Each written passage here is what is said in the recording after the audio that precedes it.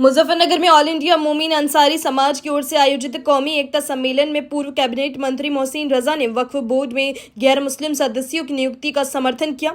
उन्होंने कहा कि इसका विरोध नहीं किया जाना चाहिए क्योंकि गैर मुस्लिम सदस्य धार्मिक मामलों में हस्तक्षेप के लिए नहीं बल्कि प्रशासनिक सहयोग के उद्देश्य से शामिल किए जा रहे हैं। मुजफ्फरनगर के एक निजी बैंक्वेट हॉल में आयोजित सम्मेलन में पूर्व कैबिनेट मंत्री मोहसिन रजा और पूर्व air wing commander AH Ansari मुख्य अतिथि के रूप में शामिल हुए। कार्यक्रम में सामाजिक कुरीतियों को समाप्त करने, शिक्षा को बढ़ावा देने और समाज में एकता व भाईचारे को मजबूत करने पर चर्चा की गई। मैं मोहम्मद रिजवान अंसारी, राष्ट्रीय प्रवक्ता ऑल इंडिया मोमिन अंसारी समाज। देखिए, आज ऑल इंडिया मोमिन अंसारी समाज के स्थापना दिवस पर हर साल की तरह आज भी कौमी एकता सम्मेलन के नाम से हमने पसमानदा उस स्थापना दिवस अपना मनाया है। इसमें सभी समाज के लोगों को हमने यहाँ पर एकत्रित किया था। जो सामाजिक मुद्दे थे उन सब के ऊपर जो है गौर फिक्र की गई और माननीय मोहसिन रजा जो इस प्रोग्राम के मुख्य अतिथि थे, उनके माध्यम से हमने मुख्यमंत्री योगी आदित्यनाथ जी और प्रधानमंत्री नरेंद्र मोदी जी के नाम एक ज्ञापन सौंपा है, जिसमें कि धारा 341 जो कि सन 1950 में कांग्रेस द्वारा जिसको ख़त्म कर दिया गया था, उस धारा के तहत 341 के तहत मुस्लिम शेड्यूल कास्ट, मुस्लिम समाज की जो पसमानदा बिरादरियां हैं, छोटी बिरादरियां, उनको भी लगातार आरक्षण दिया जाता था। ये सन 1950 में कांग्रेस की गवर्नमेंट ने उस आरक्षण को ख़त्म किया। आज माननीय मोहसिन रजा जी के माध्यम से एक ज्ञापन आदरणीय प्रधानमंत्री नरेंद्र मोदी जी के नाम दिया गया है कि इस धारा 341 जिसमें मुस्लिम समाज को भी शेड्यूल कास्ट का दर्जा दे करके आरक्षण दिया जाना चाहिए, वो मांग हमने आज मोहसिन रजा जी के माध्यम से कुछ फैसले भी लिए गए हैं शादी को लेकर। जी, ये शादी ब्याहों को लेकर के जितनी भी रस्म व रिवाज आज पूरी मुस्लिम समाज में फैली हुई है, जैसे कि दहेज की प्रथा है, ये बहुत ही बुरी प्रथा है, और तरह तरह की रस्म रिवाज जो सगाई की है और हल्दी की है, इन सभी रस्मों को ख़त्म करने के लिए और जो नौजवान बच्चे हमारे नशे की तरफ रुजू हो रहे हैं, नशे की तरफ बढ़ रहे हैं, उस पर रोक लगाने के लिए एक मांग मुख्यमंत्री योगी आदित्यनाथ जी के नाम से दी गई है ज्ञापन में कि पूरे उत्तर प्रदेश में ख़ास तौर से मुस्लिम बहुल क्षेत्रों के बाज़ार, चाय की दुकानें, होटल्स, गुटखे की दुकानें, सिगरेट की दुकानें, इन सभी दुकानों का ख़ास तौर से मुस्लिम बहुल क्षेत्रों में इनका एक टाइम फिक्स किया जाए ताकि ये रात में समय से बंद हो, ताकि मुस्लिम कौम के बच्चे रात को आवारागर्दी करने से बचें। सम्मेलन में ऑल इंडिया मोमिन अंसारी समाज की ओर से समाज से जुड़ी विभिन्न मांगों को लेकर प्रधानमंत्री और मुख्यमंत्री के नाम एक ज्ञापन भी मोहसिन रजा को सौंपा गया। कार्यक्रम के बाद मीडिया से बातचीत करते हुए मोहसिन रजा ने वक्फ बोर्ड में गैर मुस्लिम सदस्यों की नियुक्ति को लेकर कहा कि इसमें किसी को आपत्ति नहीं होनी चाहिए। उन्होंने कहा कि वक्फ बोर्ड की संपत्तियों को बेहतर प्रबंधन और प्रशासनिक व्यवस्था को मजबूत करने के लिए सभी वर्गों की भागीदारी जरूरी है। आपको पता है, इतनी मोहब्बतें जो लोग हमें दे रहे हैं, और मुजफ्फरनगर ही नहीं, पूरा पश्चिम यूपी में मुझे जिस तरह का प्यार मिलता है, मैं बार बार आना पसंद करता हूं। और हालांकि मुजफ्फरनगर ये मेरा दूसरा या तीसरा दौरा है, और आज यहाँ पर जो हमारे मोमिन अंसार के नाम से जिनको आप जानते हैं, ये मोमिन अंसारी समाज का 5वां इनका जो अधिवेशन है, इनकी जो तंजीम है उसका, और सभी दूर दराज के आसपास के गांव से सभी लोग आए हुए हैं, मुजफ्फरनगर पहुंच गए हैं, और उनके बीच में जाकर हमें मोहब्बतें और खुशियां बांटनी है, और उन्होंने हमें इसका मौका दिया, तो इसके लिए मैं उनका शुक्रगुजार हूं। और आप सब यहाँ पर आए, आपका भी बहुत बहुत आभार करूँगा, क्योंकि इस वक्त ज़रूरत है हमारे समाज को, क्योंकि हमारे समाज के पास में लीडरशिप नहीं है, ख़ास करके जिसको मुस्लिम समाज कहा जाता है।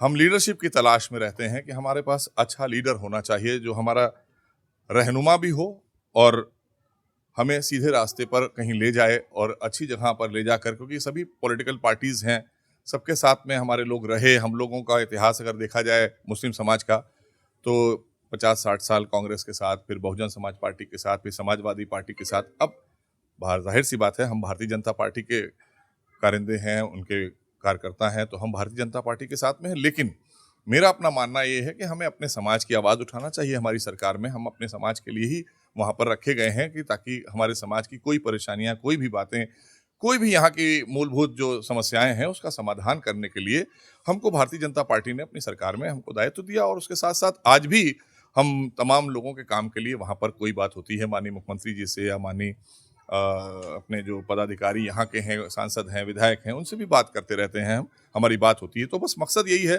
कि हमारे समाज का कैसे उत्थान और कल्याण हो, और जो इनके अंदर एक भय का माहौल पैदा किया जा रहा है विपक्ष के द्वारा, उसको खत्म करने का काम किया जाए।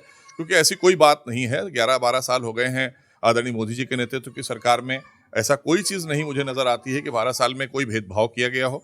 और उत्तर प्रदेश में आदरणीय योगी जी के नेतृत्व की सरकार है, उसमें भी कोई भेदभाव नहीं हुआ है। लेकिन हाँ, अपराधियों पर अंकुश लगाया गया है। उसको लेकर अगर कुछ लोग अनर्गल सियासत करना चाहते हैं, वो करते रहें, क्योंकि उनके पास में हम वोट बैंक हैं। भारतीय जनता पार्टी के लिए हम वोट बैंक नहीं, हम भारतीय हैं। इसलिए हमको जो भी योजनाएं होती हैं वो पात्रता के आधार पर हमारे समाज को भी मिलती हैं बराबर से।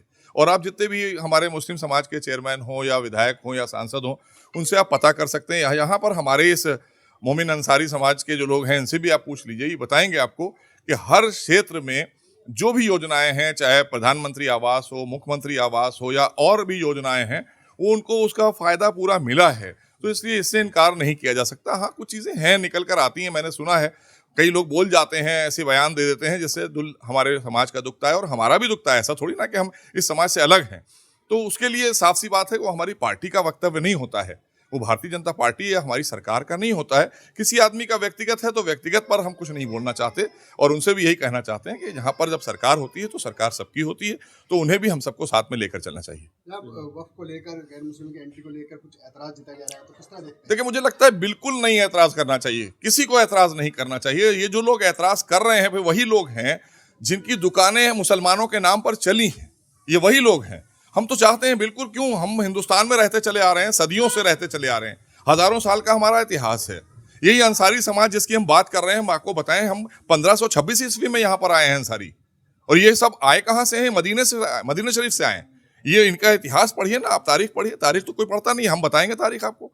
तो यहाँ पर हमारा इतना पुराना साथ है भारत के साथ में, हिंदुस्तान के साथ में, कारोबारी से लेकर मोहब्बत का साथ है। तो इसलिए अगर कोई 2 सदस्य आ रहे हैं तो क्या प्रॉब्लम है? वो हमें सहयोग करेंगे ना। वो हमारे कोई शरई मामले में थोड़ी कोई हमें नमाज पढ़ाने के लिए नहीं आ रहे हैं। वो वहाँ पर हमें सहयोग करने के लिए आ रहे हैं। हमने मस्जिद के इमाम के लिए नहीं उनका दावा किया है कि उनको डाला जाए, वो वहाँ पर सहयोग करने के लिए आ रहे हैं। जैसे आप आए, यहाँ पर हर समाज के लोग, आपको मैं देख रहा हूँ सबके माइक लगे हुए हैं और सब लोग अलग अलग समाज से हैं। तो आपका एक काम है ना, सहयोग करते हैं ना आप मीडिया को, आपस में एक दूसरे को, हम आपके साथ में खड़े होते हैं, आपके बयान हमारे आप ले जाते हैं।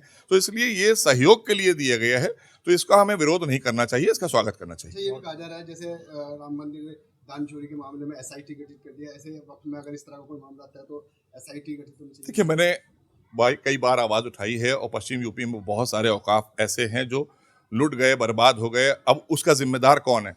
उसकी जिम्मेदार भारतीय जनता पार्टी नहीं है। भारतीय जनता पार्टी की सरकार तो अभी आई है। जो 60 साल रहे हैं, उन्होंने जिन लोगों को जिम्मेदार बनाया था, उन्होंने क्यों इस प्रॉपर्टियों को खुर्द-बुर्द होने दिया? ये प्रॉपर्टियां तो मुस्लिम समाज के वेलफेयर के लिए थी, और मुस्लिम समाज का वेलफेयर हुआ नहीं। मैं कल मेरठ में था, मेरठ में मैं कई लोगों से मिला, उन्होंने बताया कि साहब मेरे औकाफ फलां लोग कब्जा किए हुए हैं। तो हमने माननीय मुख्यमंत्री जी से मांग की है कि ऑडिट भी हो, और साथ साथ एक ऐसी जांच बिठाई जाए कि अगर किसी ने किसी की वक्फ की प्रॉपर्टियों को ले लिया है तो वो वापस वक्फ में लाई जाए, जिससे कि हमारे समाज का वेलफेयर हो सके। दबे कुचले पिछड़े हमारे जो लोग हैं, उनका वेलफेयर होता है उससे, उसकी चैरिटी है। इसलिए वो वक्फ किए गए थे। जो वक्फ करने वाले लोग थे, उनको हम सलाम करते हैं कि उनका क्या जज्बा था। इतनी बड़ी बड़ी अंपायर अपनी वक्फ करके गए चैरिटी के लिए, और कहाँ किया? हिंदुस्तान में किया। तो ऐसा नहीं है।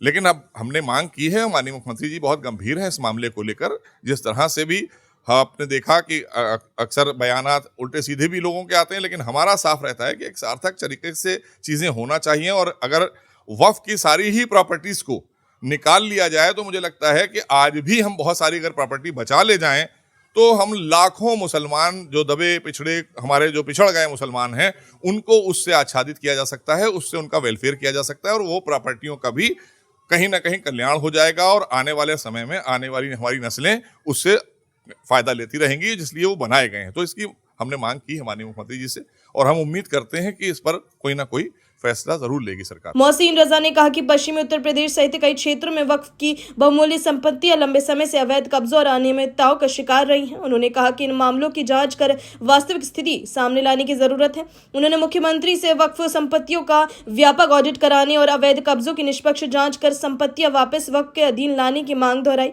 उन्होंने कहा कि वक्फी संपत्तियों का इस्तेमाल मुस्लिम समाज के गरीब और जरूरतमंद लोगों के कल्याण के लिए किया जाना चाहिए। सम्मेलन में वक्ताओं ने शिक्षा, सामाजिक सुधार और आपसी भाईचारे को समाज के विकास का आधार बताया। उपस्थित लोगों ने सामाजिक बुराइयों को दूर करने और समाज के उत्थान के लिए मिलकर कार्य करने का संकल्प लिया। अपनी राय कमेंट में जरूर बताइए और ऐसी ही बड़ी खबरों के लिए रॉयल बुलेटिन को लाइक, शेयर और सब्सक्राइब करना न भूलें।